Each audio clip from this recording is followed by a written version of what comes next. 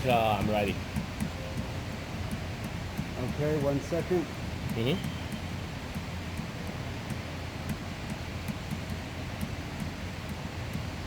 I'm ready as well. Now I'm ready. All right. So, hello, Mr. Benton. Glad we met again. After the last Chia in China AMA hosted by Hema DAO, we have been actively cooperating with LonelyRocks. During this process, we saw the Chinese community's appreciation and support for LonelyRocks. At the same time, encountered some obstacles and confusions. Therefore, Hema DAO decided to send me here on site to experience the actual Untitled Art exhibition and the LonelyRock booth. In addition, we also hope to strengthen the community with you and LonelyRocks in the future. We decided to introduce Chinese artists to enter the NFT field. The entire interview will be recorded and then translated and uploaded for replay. So the first question is, in the last AMA, you introduced that Untitled Art is one of the top 5 exhibitions in the US. Yesterday, it was the second day of the media enterprise. What is the scale of this year's exhibition compared with the previous years? Is there any difference? The attendance so far seems to be much larger. I don't have any official numbers, but they say last year they had over 40,000 attendees. This year so far, I mean, just the private view and the first day, I would guess, must have been 15,000 people by now. But I do not have any official figures yet. That's pretty exciting to hear, considering the economy right now is not really doing that well. I mean, since from the time that I was here yesterday, I saw a lot of people here as well. Especially here. Yes. Our LonelyRocks. Yeah, we were very lucky, Bernard. We had a lot of people came to our booth. A lot of people were interested in the project, but also in the specific works. We have a very good location as well. You see, it's right across the sea. We have been very lucky because the directors of Untitled Art really have supported the vision. They have supported this community by giving us a prominent location. We had a featured performance yesterday here at the booth from one of our curators, Fabiola Larios.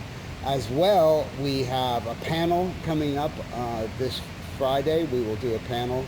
And then finally, LonelyRocks is also part of all of the promotion of the art fair as well. That's actually the second question. Is LonelyRocks the only exhibitor that uses NFT in traditional exhibitions? What is the attitude of Untitled Art organizers about NFT? We are not the only booth offering artwork with non-fungible tokens. For example, our neighbors next door are also offering art with tokens on the Ethereum blockchain. But I'm pretty confident we're the only booth at Untitled that is offering art with Chia NFTs. And an auction, yes. And an auction, that's correct. Let's go. Actually, nobody else here is doing a live auction. Yeah, we're going to be the first one, yes. Awesome, great. And thank you, Hema DAO. No worries, we always appreciate your help as well. We're trying to do our best. I saw that the booth was very innovative, using TV and projection methods. Can you tell us in detail what are the considerations and limitations of this method in terms of expressive of their work?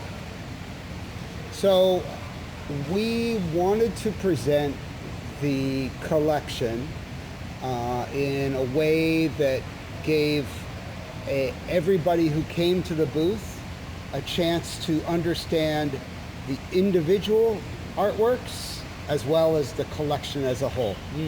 So the artworks can all be viewed, every single entry.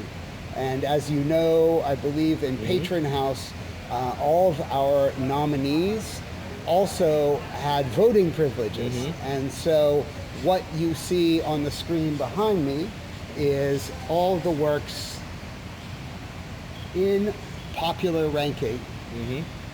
the entire collection, including, oh, by the way, is this on camera? Yeah, yes, I believe so.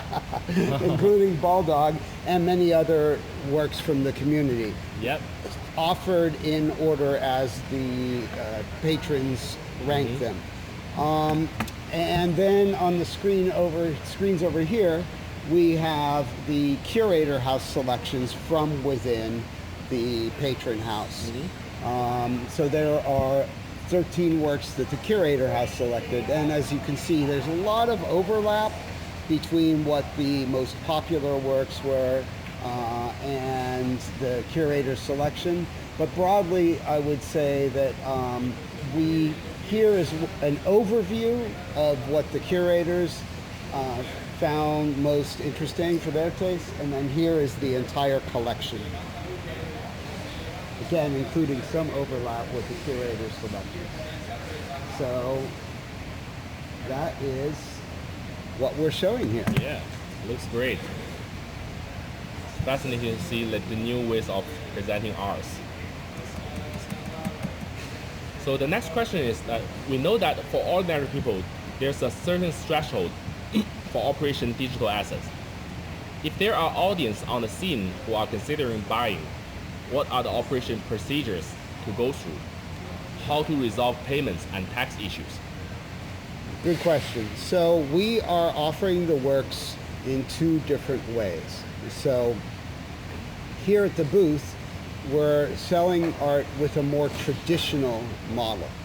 So a traditional gallery or art fair model is that people point to something they see on a wall and say, I want that, how much? And then they pay right there. We can accept credit cards, people can swipe, but we will also work with people who want to pay by other means. Then our second sales platform will be the online sales. So we will do online sales with descending auctions with Chia. Oh. So that's how we will offer the body of work in the patron house. And in that case, what we'll do is we'll start at the top and we'll start going down. And then finally, we have a very special auction to kick things off. Yep. Which is, I hope some of you are participating in this. So I'm pretty sure they will. What about the payment and tax issue? Are you considering like tax at all in this situation?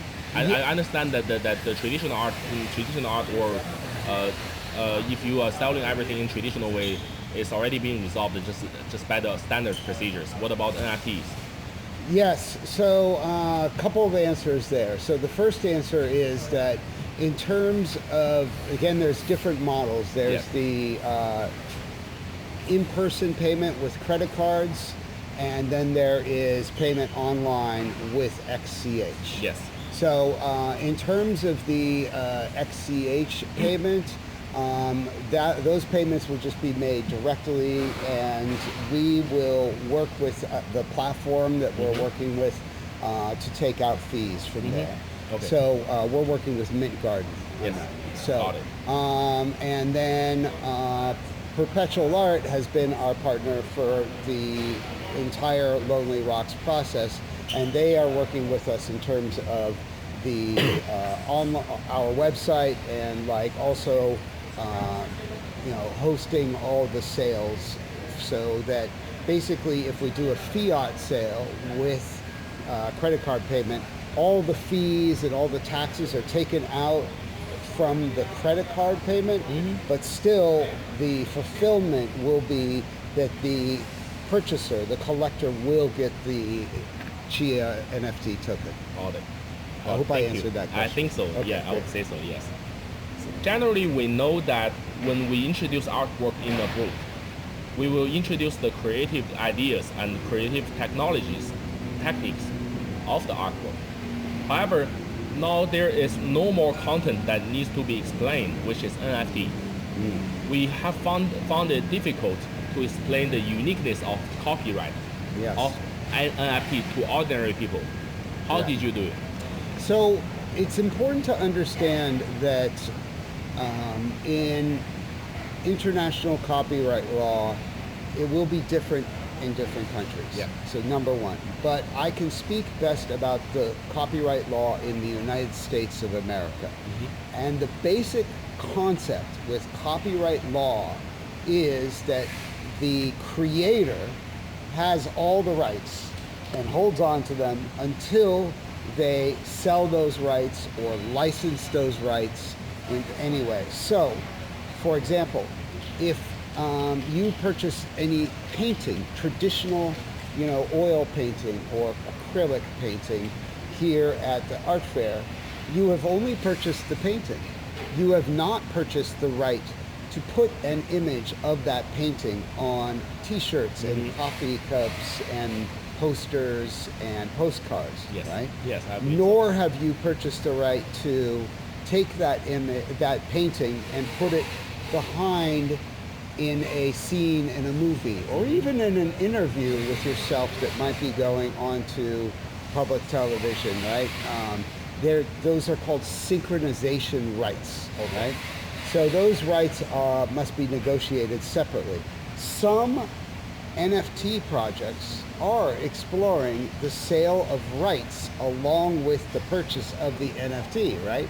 An example would be, if you think of Bored Ape Yacht Club, one of the things about the project is that when you purchase the artwork, the NFT also confers the rights that you may exploit the intellectual property of that Bored Ape, right?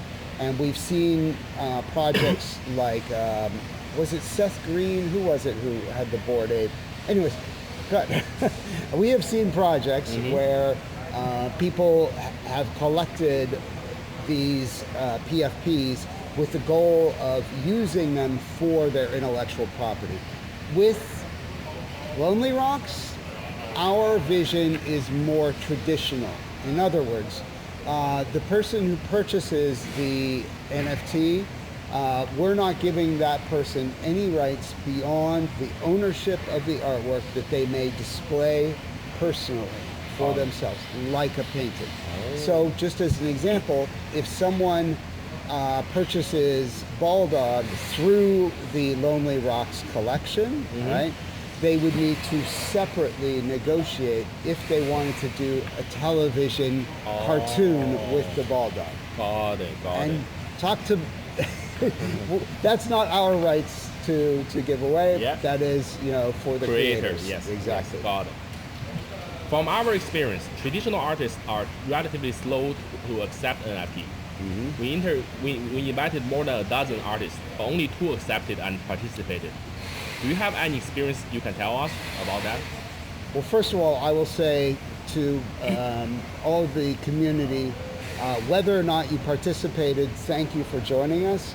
And we do salute the brave artists who have dove into doing NFTs.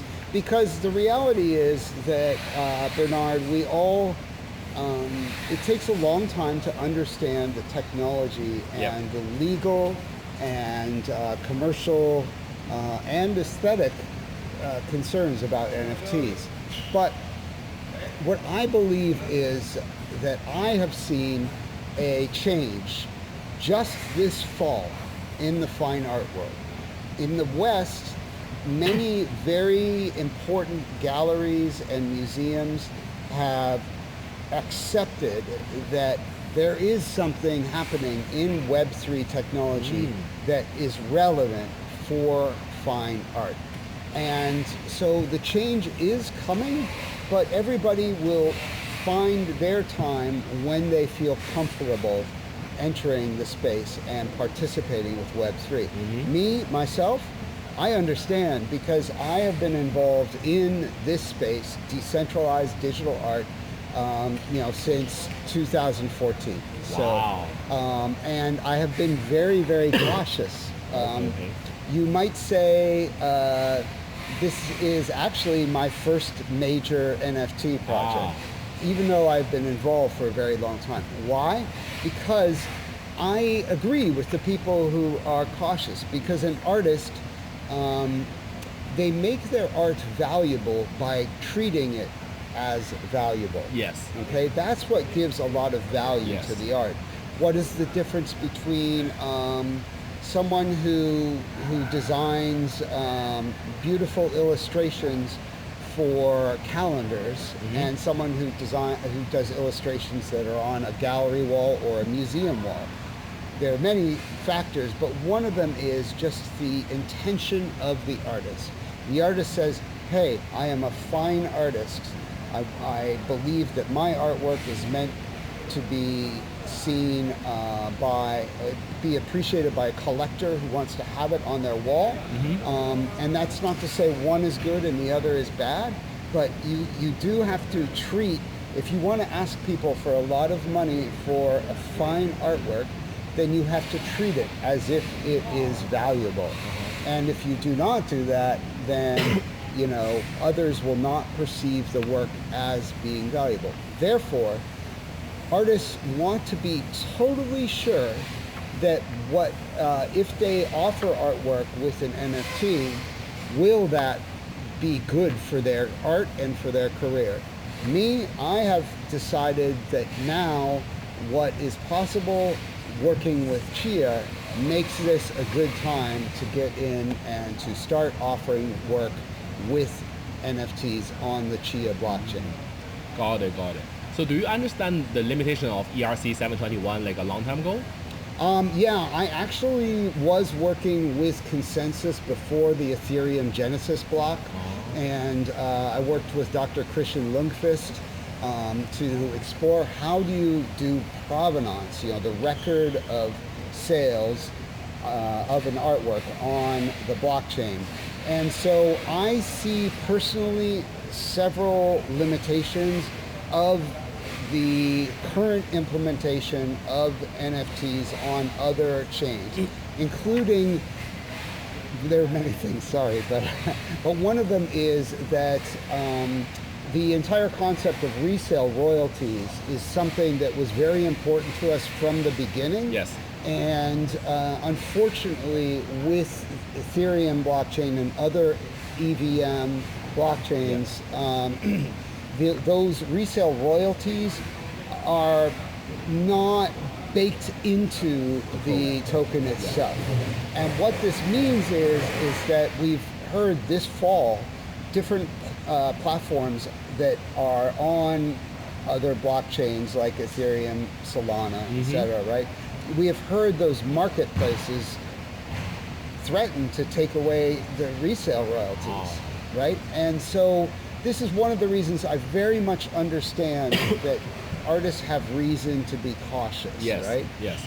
A difference with the Chia NFT standard is that token, it actually has the resale royalty baked right into the NFT, right? So this is a Chia network-wide, smart contract basically that will execute irrespective of whether it's sold on one platform or another, one online gallery or another, or even if it's sold directly from collector to collector via Chia offers, right? Those resale royalties will go to the artist. That's really fascinating to know, for everyone else. So we noticed that none of the work selected by the Chia community entered the final 12 work selection by the curator committee. Can you tell us, artists, where the gap is? What is the rule for the selection of those experts? Absolutely. So we selected a curator house of over a dozen curators from every continent except Antarctica. We are working on Antarctica. And part of our goal, Bernard, was to ensure that we had a diverse expression of artists who are exploring this idea of self-portraiture with digital art. And so by reaching out through curators and through the Chia community, and being connected with Huna DAO and other people around the world, we have been very lucky to get a very diverse range of entries. The proposition of LonelyRocks was that we would have two houses.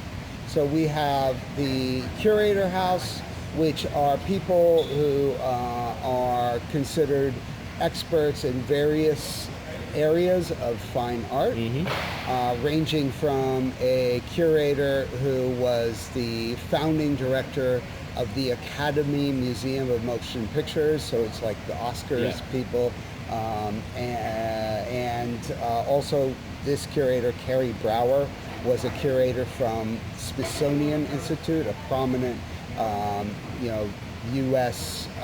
collection of museums in Washington, D.C.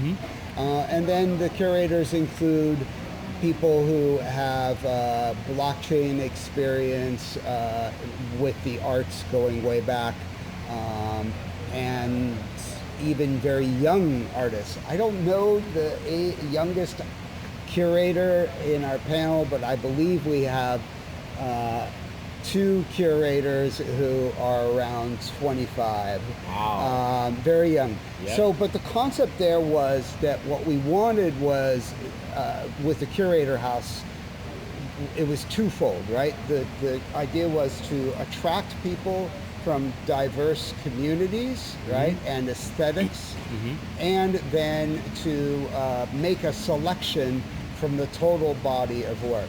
As well, we also wanted a popular vote. So people who are in the patron house, people who purchased an entry into the collection, like basically this is a traditional art world model where you have a call for entries and then you have a jury deciding the artworks, right? But what we wanted to do is, in addition to the jury, in addition to the panel of curators, we also wanted to give the nominees more power.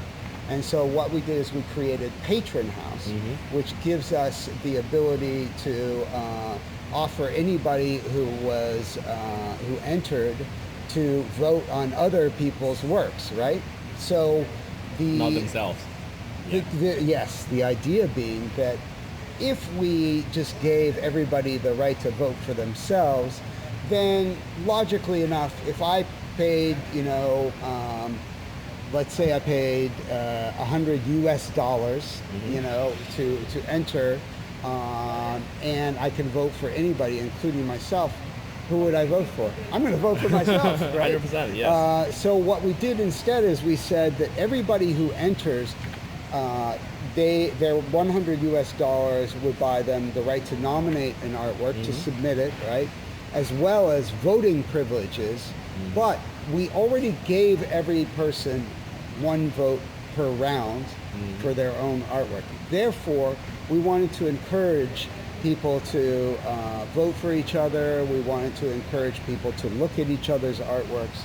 And so what we have that is not traditional is we do have, in addition to the curator selections, we have all entrants from Patron House are part of our exhibition here at Untitled Art, and they are ranked in order of the popular vote. And as you can see, there is a lot of overlap, but there's also a fair number. There were works that the curator selected that weren't in the top 12, as well as works that were in the top 12. Yeah. And so significantly, the offerings here, I'm just going to keep clicking through this while I talk.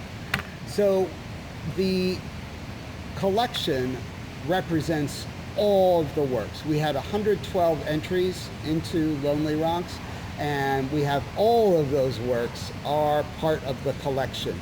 The key difference is that the artworks that are in the Patron House, any artwork will be able to be purchased online with our reverse auction with Mint Garden, as well as they will be exhibited online as well, in addition to being here at Untitled Art. Yep. I hope that's a I believe that's so, yes. Since LonelyRocks decided to adopt Chia's NFT 1 standard, Chia's NFT 1 standard has been updated. For example, support music and videos, support mixed assets transactions, and so on. So do these updates have any impacts on LonelyRocks' future more designs? Absolutely. So my personal practice is primarily as a video artist. So one of the reasons I didn't mint artwork earlier, even though I was involved in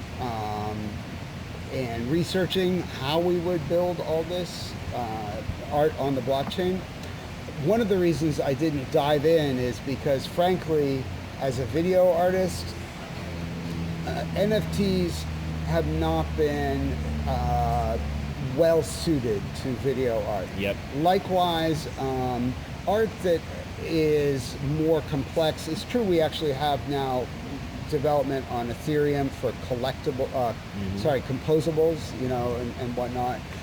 But these are later developments. And so just to use an example of one artwork in the upper right corner, that's a work by Victoria Ketty, and it is a 3-channel artwork. So in other words, it's 3 video files, 3 screens, right? And that's not that wasn't well supported, not video and not multiple channels. So I personally believe that any medium is a viable medium for self-expression and a viable medium for making art and a viable medium for both the artist creating the artwork and then the collector and the audience receiving it, right? So why should we restrict ourselves just to JPEGs, right? Yep. So for me, I hope that this is just the beginning, and we would very much like to work for future seasons with Chia and to expand what we can offer. Speaking personally, I have long dreamed of, you know, seeing art and interacting in a really detailed and rich virtual reality. And it's my belief that that's where we're all going, right? So I believe so as we well, yes. we will still be in real life together, and I'm grateful to be here, and we will still be communicating with each other by more traditional internet means, right? But I do believe that we're coming ever closer to this long dreamed of reality where we can actually do this in a virtual space. So that's where I hope we can evolve towards, is that LonelyRocks can ultimately be an experience where we meet together, even if we can't be together in the same place because we're far away, you know, and it's a long plane ride, but we meet together in a virtual space, and together we experience a collection, and together we share like our appreciation of the art. And so that's where I think LonelyRocks and Chia could work together to really push this project into the new virtual worlds. And the Chinese community. Yes. Yes. And I hope you will join us. Yeah. Well, what's your opinion on Hema DAO's like performance in this event? Do you like it? Well, so first of all, the community at Hema DAO has been really, really engaged, and we really appreciate all of your contributions and excitement and art. And also I would say that the fact that Balldog is number 7, that is testament to the energy behind the community in this project. I guess I would say that I feel like we could go further. I would like to learn how, you know, to answer questions that the Chinese community has, especially artists who are working in more traditional ways, right? Because 100%, yes. Because we have a very contemporary artwork in the Ball Dog, and then we also have more traditional artists. Can they be served by I believe so as well. NFTs? Yeah, I was talking to one of my friends who was studying in Tsinghua University in China. So he's planning to probably come out to study. And he's pretty confused with the future, like where the traditional fine art world is gonna go, and what is his role as a Chinese artist, right? Who's painting Chinese art. Like traditional Chinese art? Traditional Chinese art. Like scroll type art or landscapes? Yeah. It's like the most traditional way. Like he's confused like about where his future is in the southern world. Yeah, everyone is like confusing. I think we will be able to provide a lot of help for those students in the future. I would say, actually, could we just cut here for a moment? Because I want to get, it's hard for me to look over my shoulder. I want to get more artwork. I want to get, especially if we're talking about traditional art, that more traditional work up here, which, I'm sorry, I forget the exact number. Okay. So anyways, this is one of ours. Yeah. So while we're talking about traditional, I think this would be good to have this up. So,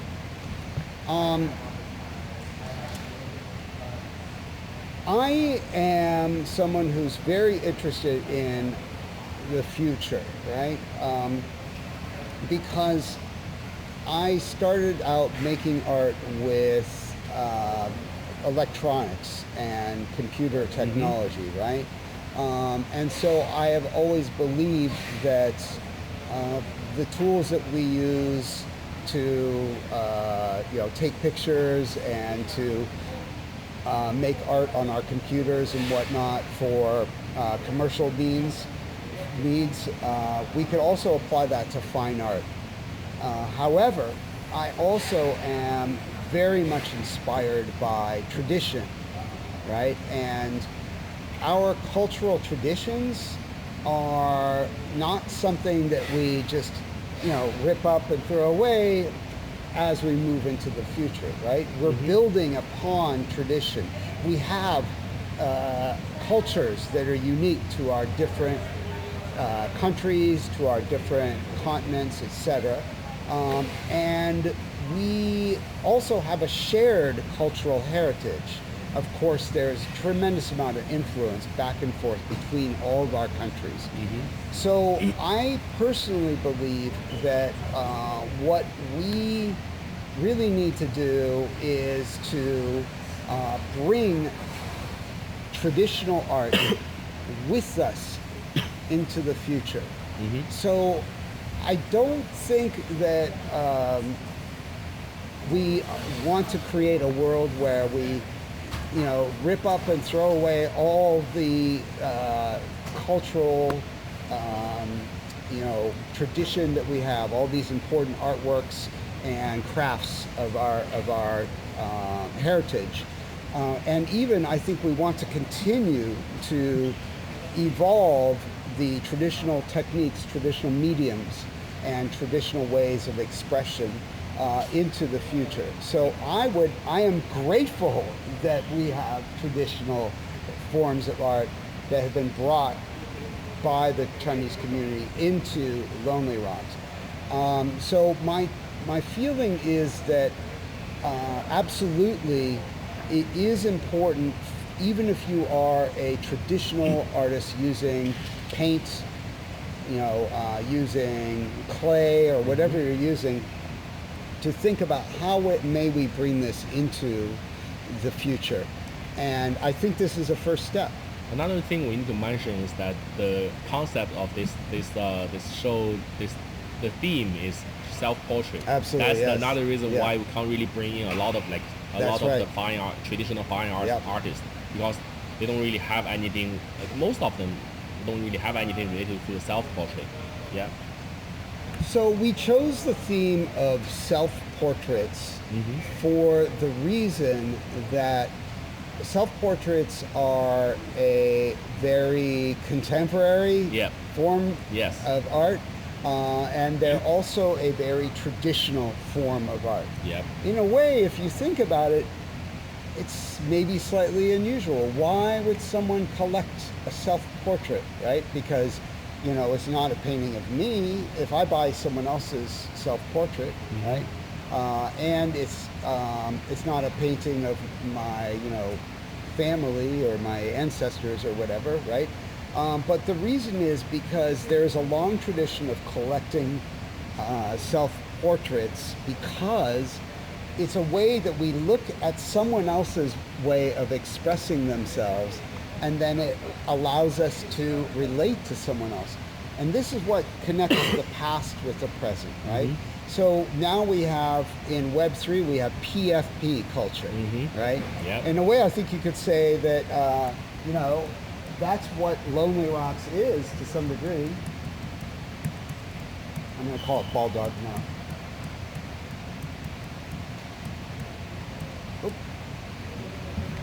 So in contemporary PFP culture, there is some friction there between, is it art or is it like people showing off, right? But honestly, art is people showing off to some degree, right? Yep. If you walk around, I know you did a tour.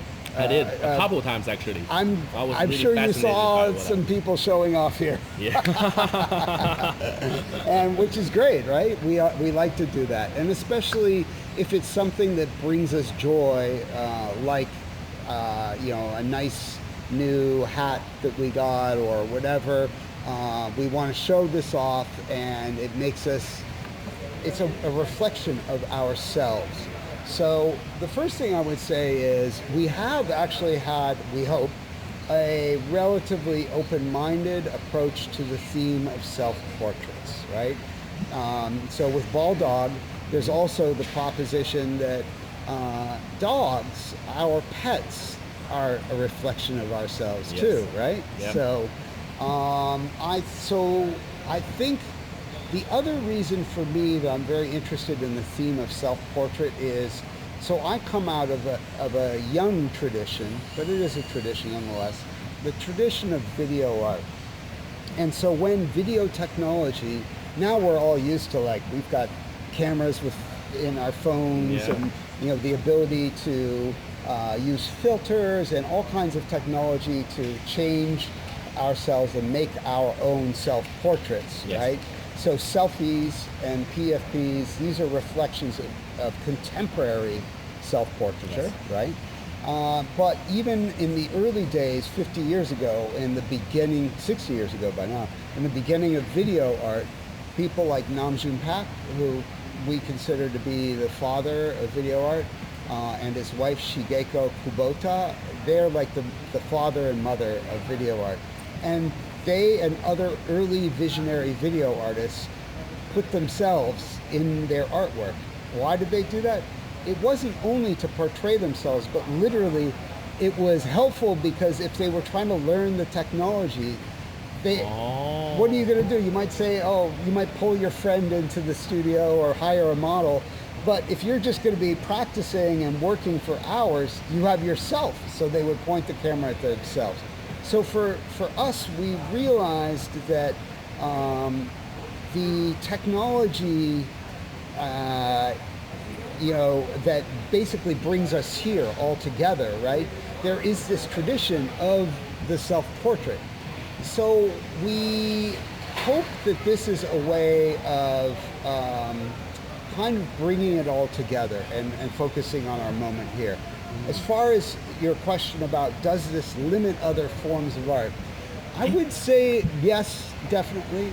Like there are some, we ask people to really consider the theme, you know, and whether or not their artwork could be considered a self-portrait, even if it is, you know, a more abstract form of self-portraiture, or in the case of Ball Dog, a form of self-portraiture that kind of connects more with contemporary PFP type culture and NFT culture. So, but we definitely asked people to do that because we wanted, in the end, when you look at these works together, you do get this sense of like, it's also a community of people, right? An extended global community of people. So that was our goal. Yeah. That's it. That's all my questions. Thank you very much, Benton, for everything. Thank you so much. I want to really illustrate how many thanks I have for the Chinese community, for Hema DAO, and for Chia Network, of course, for letting me come here, and you guys. And thank you so much. 谢谢. Thank you. Thank you, Chinese community. Thank you, Hema DAO. I want to make sure, I'm sorry, help me out because I'm looking over my shoulder. I want to get, did we get the other artwork on camera here from Chinese community? I'm sorry, right now I can't do this backwards here. So which was the other artwork submitted by